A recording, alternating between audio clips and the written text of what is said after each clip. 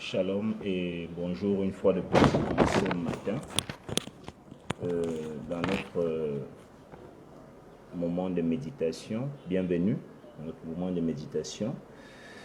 Je suis toujours l'apôtre Angelin Mani, donc serviteur de Dieu, je crois. Et nous continuons à parler ce matin sur comment gagner la bataille dans les rêves. Comment gagner la bataille dans les rêves, dans la nuit. D'ailleurs, que ce soit la nuit ou en journée, nous rêvons tous. Et nous avons dit dernièrement, selon Job 33, à partir du verset 14 au verset 18, que Dieu nous parle tantôt d'une manière, tantôt d'une autre, surtout quand nous sommes couchés. Quand nous sommes couchés, il nous parle, il nous avertit, il nous instruit, il nous prévient des choses qui vont nous arriver en bien, il nous prépare, et celles qui vont nous arriver en mal aussi, il nous prépare. Donc, nous avons vu dans Acte 27, 37, comment le nombre de personnes qui étaient dans la barque, de la même barque que Paul, quand ils sont allés échouer à l'île de Malte. Et nous avons vu comment au verset 21 à 26 de ce même acte 27, comment l'ange a parlé à Paul et lui a dit que il n'avait pas à s'inquiéter parce que Dieu avait déjà prévu que personne de l'équipage de Paul, dans le même navire que Paul, n'allait mourir. Il dit, je t'ai donné tous ceux qui sont dans la même barque que toi. Et Paul dit, c'est un ange de l'Éternel qui est donc venu lui donner l'information pendant qu'il dormait. Donc, par le rêve, Dieu révèle à l'homme des choses bien, des choses mauvaises, dans le but de le prévenir, de le prémunir et même de le protéger. De lui, parfois même aussi en donnant des visions. Il vous donne aussi comment les contourner, comment les gérer. Et nous avons commencé à citer certaines choses que beaucoup observent dans les rêves. Et ce matin, nous allons continuer juste le temps d'un petit moment pour que certains qui vont se reconnaître dedans puissent prier par rapport à la révélation qui sortira d'un des rêves auxquels vous êtes habitués. Et aussi, ceux qui ne savent pas prier et qui veulent un soutien dans la prière, ça c'est mon Facebook, vous pouvez m'écrire, vous pouvez me contacter. Et donc vous pouvez m'écrire, vous pouvez me contacter. Je suis l'apôtre Angelin Mani, vous allez regarder sur YouTube, sur Instagram. Bon, c'est vrai que je vais difficilement sur Instagram, YouTube. Et puis WhatsApp, c'est 6, avec l'indicatif du Cameroun, plus 237, 6, 98, 27, 56, 00, plus 237, 27, plus 237, autant pour moi, 6, 98, 27, 56, 00. Alors, voilà, c'est un rêve que nous allons encore regarder ce matin. Vous rêvez toujours que vous êtes dans votre ancienne école, dans votre ancienne salle de classe. Et vous sentez votre esprit lié à cet endroit avec des émotions de fidélité, d'attachement. C'est-à-dire dans votre rêve, quand vous arrivez dans votre établissement scolaire, et vous sentez la paix dans votre cœur, vous sentez comment vous êtes tellement dans la joie, vous sentez comment vous êtes tellement engagé, vous n'avez même pas envie de quitter l'endroit. Donc vous rêvez toujours que vous êtes dans votre ancienne école, votre ancienne salle de classe, et vous sentez votre esprit lié à cet endroit avec des émotions de fidélité et d'attachement. N'est-ce pas? C'est-à-dire que vous êtes lié dans une ancienne position. Ça signifie que vous êtes lié dans une ancienne position. Vous avez un esprit de surplace, de statu quo. Tourner en rond, ça vous êtes à l'aise, vous sentez à l'aise quand vous tournez en rond. Donc, si vous rêvez souvent que vous vous retrouvez dans votre ancienne école, ce reste l'école primaire, ce reste la maternelle. Bonjour, monsieur. Que ce soit dans la nuit, que ce soit en journée, si vous rêvez que vous êtes souvent dans une ancienne école, une ancienne salle de classe que vous avez faite, ça peut être le lycée, ça peut être le collège, ça peut être l'université, ça peut être la maternelle, ça peut être l'école primaire, vous devez savoir que vous êtes donc quelqu'un qui fait le pied de grue, le statu quo, le surplace, dans une ancienne position. Oui, tournant en rond. C'est un esprit de stagnation, un esprit de limitation. Vous ne pouvez pas aller au-delà de cet endroit, vous ne pouvez pas aller au-delà de ça. Vous tournez là. Et vous devez combattre parce qu'en fait, ce sont des esprits, des esprits animants des hommes qui ont travaillé quelque part dans la sorcellerie pour que vous puissiez tourner en rond. Vous ne pouvez pas atteindre un certain seuil, vous ne pouvez pas voyager, vous ne pouvez pas atteindre un certain montant financier, pourtant vous en avez les moyens. Vous avez le niveau scolaire qu'il faut, vous avez le CV qu'il faut, vous avez même le charisme qu'il faut, mais vous ne parvenez pas à aller au-delà d'un certain standing, un certain niveau. Donc, le fait de rêver que vous êtes dans une ancienne école, vous êtes dans une ancienne salle de classe que vous connaissez très bien, et quand vous voyez cette salle, que ça vous crée de la nostalgie, l'envie d'y être. C'est le problème, c'est là-bas. Le tout n'est pas la salle de classe, mais l'émotion que ça crée en vous, l'envie d'y être. C'est ça que vous devez détecter comme étant une position que vous gardez, une ancienne position que vous gardez et qui vous lie à la stagnation, à la limitation, n'est-ce pas? Donc, il vous est impossible de progresser quand vous avez ce genre de rêve. Il vous est impossible de progresser, de passer au prochain niveau ou d'aller de l'avant. Donc, ce sont des gens qui ont un esprit de limitation, de stagnation. Quand on parle d'esprit de limitation, c'est qu'il y a un trait devant vous que vous ne pouvez jamais traverser. Il y a un niveau qui a été fixé dans votre vie que vous ne pouvez pas aller au-delà. C'est pour ça que vous rêvez, vous êtes dans une même salle de classe, vous êtes dans le même établissement scolaire que vous avez été, ou que vous avez fréquenté, j'allais dire, que ce soit la maternelle, que ce soit l'école primaire, que ce soit le lycée, que ce soit le collège, que ce soit l'université ou un centre de formation quelconque. Si vous vous voyez dans cet endroit-là et vous êtes tranquille quand vous arrivez là, ça crée en vous des émotions, vous regardez, vous admirez, vous aimez, vous êtes lié par un esprit de limitation, un esprit de stagnation, un esprit de statu quo, un esprit de tourner en rond. C'est pour ça justement que dans votre vie au quotidien, on ne sent pas la démarcation, on ne sent pas l'évolution. Voilà, vous ne parvenez pas à progresser, vous ne parvenez pas à évoluer. Il vous est impossible de progresser, de passer au prochain niveau ou d'aller de l'avant. Ça, c'était un autre type de rêve que vous pouvez faire. Maintenant, quand vous rêvez que l'avion décolle et vous restez, il y a beaucoup, hein? Parfois c'est le bus qui part. Parfois, c'est le bus qui va. Parfois, c'est un taxi qui vous laisse. Parfois, c'est un avion. Si vous rêvez que l'avion décolle et vous restez, le bus part et vous restez, ou le bus est plein et il n'y a plus de place, ou alors le pneu est troué, ce n'est qu'à votre tour que le pneu se trouve. Ce n'est qu'à votre tour que le pneu vient se trouver. Quand vous vous entrez déjà avec votre, on dit non, la roue s'est percée.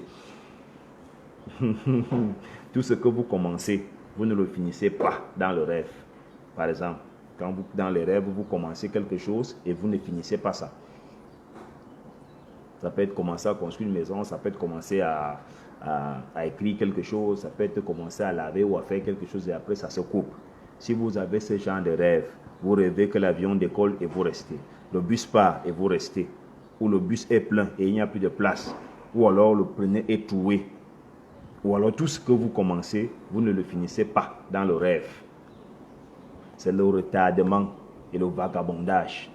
Donc vous n'aurez pas une position stable dans la vie, que ce soit sur le plan matrimonial, que ce soit sur le plan financier, que ce soit sur le plan social, que ce soit sur le plan professionnel. Vous n'aurez jamais une assise, vous n'aurez jamais un point de repos. C'est le retardement et le vagabondage. Soit vous êtes en retard,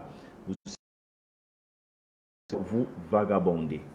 Vous voyez un peu, ça vous fait vagabonder, le retard ou le vagabondage. Donc, vous ne finissez pas ce que vous faites dans le rêve. Je disais, c'est le retardement et le vagabondage, la souffrance aussi, la déception, la désillusion, le non-accomplissement, le non-aboutissement, la non-réalisation, l'inachèvement, c'est la perte financière, la perte de temps, de ressources et des moyens.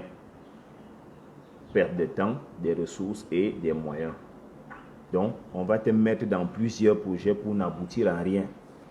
On te déplace d'un projet à un autre, on t'enlève de ci à ça, mais à la fin, tu as fini de travailler toute ta vie. Il y a des gens qui ont travaillé presque partout, mais quand vous regardez au soir de sa vie, il ne peut rien vous montrer de contraire.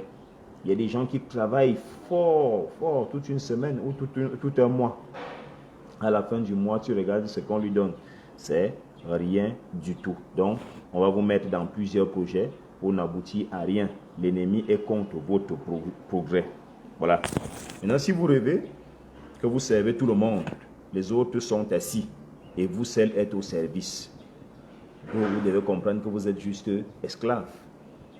Vous êtes esclave. Ce n'est pas la générosité, mais l'esclavage. Ce n'est pas la générosité, c'est l'esclavage. Donc, ce n'est pas la générosité. Vous pouvez le retenir comme ça.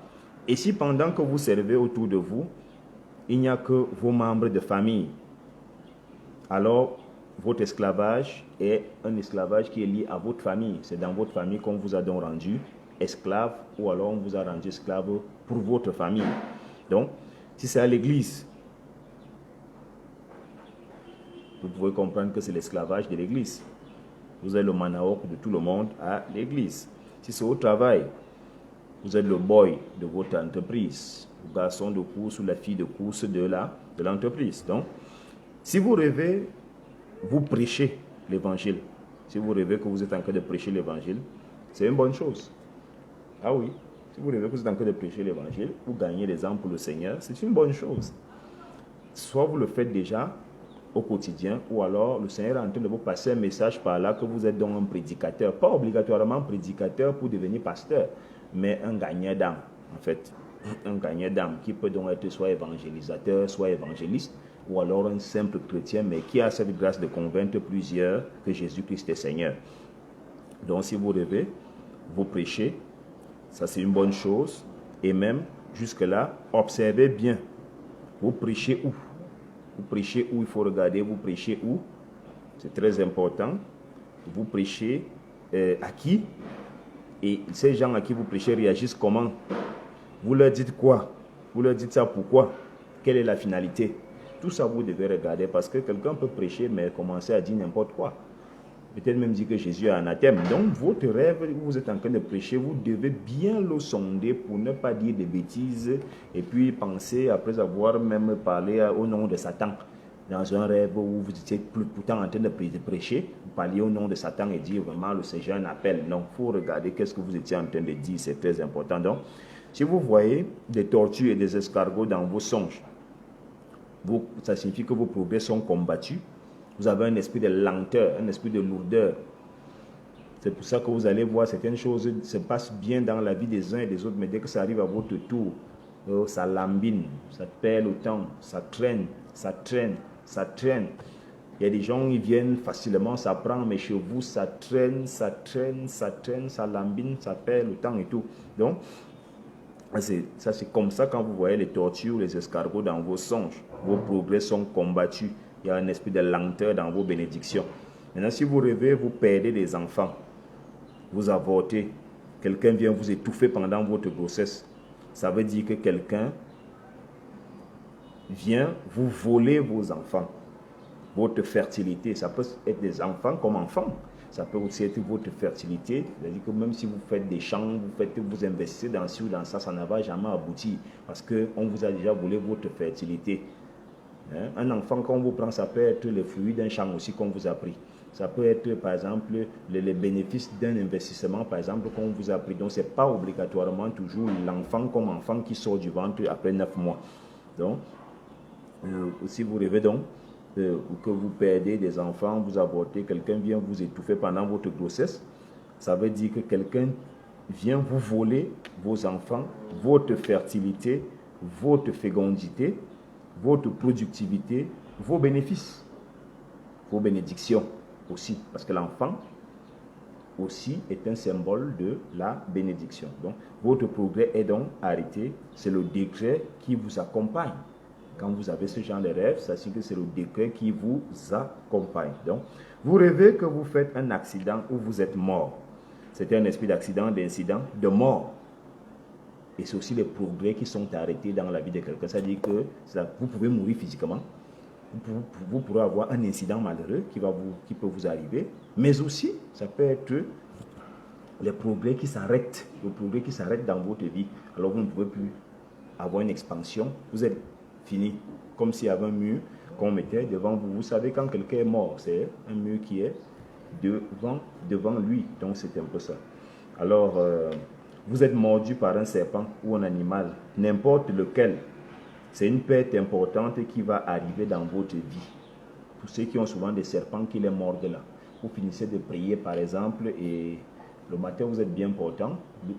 La morsure de serpent peut être une attaque dans les rêves pour vous empoisonner véritablement. Pour vous tuer. Parce qu'il y a beaucoup de gens qui ont, après une morsure, soit au cou, dans les rêves d'un serpent, ou même à la main, se sont réveillés le lendemain matin, ils ont commencé à faire la maladie, ils ont été gravement malades et ils sont morts.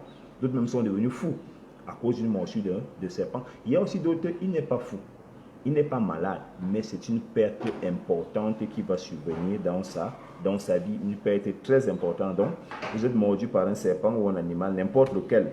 C'est une perte importante qui va arriver dans votre vie, une perte importante. Elle peut être matérielle, elle peut être physique, Donc, vous pouvez perdre votre santé, vous pouvez perdre votre emploi, vous pouvez perdre votre argent, vous avez épargné quelque part ou investi quelque part, vous pouvez perdre, voilà. Donc, il y a une perte importante. Vous pouvez perdre la vie aussi, hein. Vous pouvez perdre la vie. Donc, c'est une perte importante qui va donc arriver dans votre vie. Si vous rêvez, vous êtes dans un cimetière. On est en train d'enterrer votre percée. Si vous rêvez, vous êtes dans un cimetière. On est en train d'enterrer votre percée. C'est vrai que ça peut signifier aussi que quelqu'un va mourir. C'est vrai que ça peut signifier que vous-même, vous allez mourir. Mais ça peut aussi signifier qu'on est là en train d'enterrer vos percées où elles sont déjà enterrées. Soit on est en train de les enterrer, soit elles sont déjà dans la terre, dans la tombe. Donc, voilà un peu comme ça, ce qu'on peut dire des rêves. Si vous rêvez des animaux qui ne vous mordent pas, ne vous griffent pas, qui vous attaquent, mais qui ne vous mordent pas, ne vous griffent pas. Ce sont des menaces du monde des ténèbres, des menaces d'attaque de sorcellerie par rapport à un projet que vous voulez réaliser, par rapport à quelqu'un que vous côtoyez, par rapport à une bénédiction qui est sur votre chemin, ce sont des menaces. Donc, ces animaux que nous voyons souvent dans les rêves, les chiens, les porcs, les chats et tout, vous rêvez des animaux qui ne vous mordent pas, ne vous griffent pas, qui vous attaquent. Ce sont des menaces du monde des ténèbres, des attaques, des intimidations spirituelles. Oui, des intimidations spirituelles. Et vous devez déjà savoir ça. Ne pas craindre comme des païens, des bébés spirituels. Mais dès qu'il y a un truc comme ça, savoir comment se positionner pour pouvoir réagir fort. Donc, vous rêvez des animaux comme les chats, les chiens, les hiboux. Ils représentent la sorcellerie. Ils représentent la sorcellerie. Le chien même, c'est la sorcellerie, c'est l'impudicité. Donc, il représente la sorcellerie. Le chien représente l'impudicité, l'adultère, l'immoralité sexuelle, la perversité sexuelle.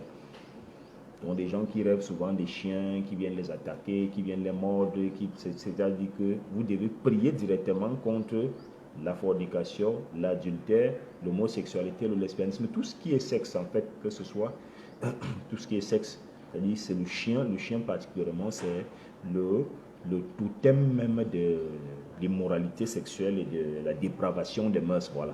Donc, vous rêvez que vous pleurez, une situation difficile est en train d'arriver dans votre vie. Si vous rêvez que vous êtes en train de pleurer, vous-même vous réveillez le matin et puis vous avez les pleurs qui montent dans votre cœur et dans votre esprit. Vous pouvez faire ça, vous pouvez avoir cet état d'esprit aujourd'hui et la personne meurt peut-être 1 mois après ou 2 mois après, ou même en fin d'année. Mais il faut contrôler son esprit. Bien-aimé, le Seigneur nous parle. tantôt d'une manière, tantôt d'une autre. Donc, si vous vous réveillez un matin, vous pleurez, une situation difficile est en train d'arriver dans votre vie, une situation difficile est en train d'arriver dans votre vie, Dieu vous avertit qu'une situation de deuil, de malheur arrive. Oui, le malheur arrive, le deuil arrive. Donc, ces choses viennent dans votre esprit, dans vos esprits, dans la nuit, à l'instant même où c'est fait. Quand c'est fait, le Saint-Esprit prend et un ange vous présente ça, comme j'ai dit, il vient diffuser dans votre esprit. Bon, si vous maintenant vous passez outre, vous ne regardez pas, vous ne vous attardez pas dessus, vous allez vous retrouver dans des soucis que vous ne pourrez pas comprendre. Donc, ces choses viennent dans vos esprits dans la nuit, à l'instant même où c'est fait. Dès que c'est fait directement, le rapport vous est déposé dans l'esprit. Donc, Dieu prend la copie du film et la place dans le lecteur des rêves de votre esprit. Dans le lecteur des rêves de votre esprit, pour que l'écran de votre esprit visionne le scénario, et il vous donne les détails, les informations. Et c'est à ce moment-là que vous devez prendre la chose au sérieux et contre-attaquer en prière en disant ce que j'ai vu là, je ne veux pas voir ça. Ça doit plutôt se passer là-bas dans le camp de ceux-là qui ont programmé ça. Donc je refuse ça sur moi, sur ma femme, si vous êtes marié, sur mon mari, sur mes enfants, si vous avez des enfants, sur ma famille, mon père, ma mère, mes frères, mes soeurs, mon beau-père, ma belle-mère, mes beaux-frères, mes belles-sœurs. Et puis je renvoie ça vers l'expéditeur, c'est très important. Donc, je disais donc, réveillez-vous directement et commencez à bombarder dès que vous avez ce genre de rêve. Réveillez-vous directement et bombardez.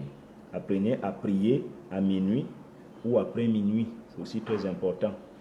Vous voyez, Habakkuk chapitre 2, verset 1, la Bible déclare, j'étais à mon poste. Vous devez, même quand vous dormez, vous devez toujours avoir l'esprit éveillé, l'esprit préparé, l'esprit disposé à rebondir au cas où il y a une attaque, au cas où il y a une alerte. C'est très important. Donc, c'est très important. Les rêves, il faut prendre ces rêves au sérieux. Et il faut savoir attaquer, il faut savoir agir à l'heure, au temps marqué. Parce que donner aussi que ça passe la nuit ou que ça passe une journée, parfois même certains rêves comme ça, il sort le matin. C'est quand il est dans la voiture en direction du travail qu'il se rappelle quand dans une causerie, j'ai rêvé de ça hier, non. Mais j'ai vu ça ce matin. Vous devez, quand vous vous levez le matin, vous arrêtez d'abord. C'est comme ça que nous on fait. En fait, tu peux oublier ton rêve. Quand tu te réveilles, il y a d'autres rêves qui te mettent debout en sursaut. Vous vous réveillez comme un soldat et puis vous commencez, ça fait mal, le cœur bat et tout. Donc vous avez reçu que le rêve n'était pas bien, les images que vous avez vues n'étaient pas très bonnes. Et vous priez par rapport à ça. Il y a aussi d'autres rêves qui passent inaperçus. Mais c'est pour ça que le matin, ce n'est pas bon qu'on réveille quelqu'un brutalement. Il faut donner le temps, l'opportunité aux gens de se réveiller normalement. On ne se réveille pas brutalement, sinon on va oublier beaucoup de choses dans la tête et on peut se retrouver. Le rêve t'a montré que tu allais faire un accident quelque part et tu es assorti, tu as l'accident, c'est après que tu commences à penser à ton rêve. Donc, on ne joue pas avec ce que Dieu nous donne comme information pendant que nous sommes couchés. Et quand nous réveillons le matin, nous devons d'abord nous asseoir dans un coin de notre lit et essayer de classer tout ce qu'on a vu et parler à Dieu par rapport à ce qui était bien, par rapport à ce qui était mal. Maintenant, attaquer la journée. Donc, c'est un peu ce que je pouvais dire par rapport aux rêves, la deuxième partie des rêves. Donc, pour ceux qui rêvent souvent, qui sont dans leurs anciennes écoles, dans leurs anciennes salles de classe, et ils se sentent même très joyeux, alors que tu es vieux. Tu te vois encore à l'école primaire ou dans cette école-là où tu avais fréquenté à cela 20 ans, 15 ans, 18 ans, 30 ans. Les questions maintenant que les uns et les autres sachent que ce n'est pas bon, ce n'est pas un bon rêve. Il y a d'autres qui tombent du ciel, ils rêvent toujours qu'ils tombent d'une montagne, la montagne n'a pas de fin, ils descendent, ils crient, waouh, dans les rêves, il ne fait que s'enfoncer, il ne touche jamais le fond. Ouais, ce sont des rêves comme ça qui montrent votre chute, qui montrent que vous êtes dans le fond, et pour atteindre le sommet, ça sera difficile pour vous. Donc, c'est que l'élévation, vous pouvez carrément oublier. Donc, il y en a qui ont peur et de la hauteur. Il y a des gens qui ont peur de la hauteur. C'est-à-dire, il rêve, il a peur de se placer soit sur le toit d'une montagne, soit sur le haut d'un étage. Il a peur. C'est-à-dire que l'élévation, tu peux oublier. Il y a aussi d'autres qui montent, ils rechutent. Ils montent, ils voient tout, il est en train de glisser. Il est toujours en train de tomber. C'est-à-dire que tu ne peux pas atteindre le sommet. Tu es appelé à rester toujours au fond, en bas, derrière, en retard, dans l'échec. Donc c'est un peu ça. Donc je disais, je suis l'apôtre Angela Mani. Je ne dis pas que cet enseignement est exhaustif, surtout qu'actuellement je suis malade, je ne me sens pas très bien. C'est pour ça que vous voyez là-bas, parce que je sors d'un moment de maladie et je suis en train de me remettre. Donc ça fait que l'inspiration n'est pas trop pour bon fixe. La chair est faible, mais l'esprit s'efforce à être davantage disposé. Donc pour ceux qui ont besoin de suivi dans la prière par rapport à ces rêves et tout, j'ai dit tout à l'heure que mon numéro était le plus 237, indicatif du Cameroun, 6 98 27 56 00. Vous pouvez aller aussi sur ma page YouTube apôtre Angela Mani. Et le numéro que je vous donne, c'est aussi mon numéro WhatsApp. Donc, et c'est mieux que vous me parliez par WhatsApp, parce que par WhatsApp, c'est mieux encore. Mais si je ne suis pas connecté, vous pouvez appeler. On va gérer. En fait, que Dieu vous garde, qu'il vous bénisse et qu'il fasse en sorte que vous ayez des nuits paisibles. La Bible déclare: la nuit est faite pour dormir. Et non, la nuit est faite pour être agitée par des rêves où les gens boivent votre sang, mangent votre chair. Que cela n'arrive jamais dans votre vie à partir de maintenant, au nom puissant de Jésus. Que la bonne main de l'Éternel vous accompagne tout au long de cette semaine qui s'en va et tout au long de ce mois d'avril qui est fini, et que mai soit un meilleur mois pour vous dans le nom de Jésus-Christ de Nazareth. Shalom.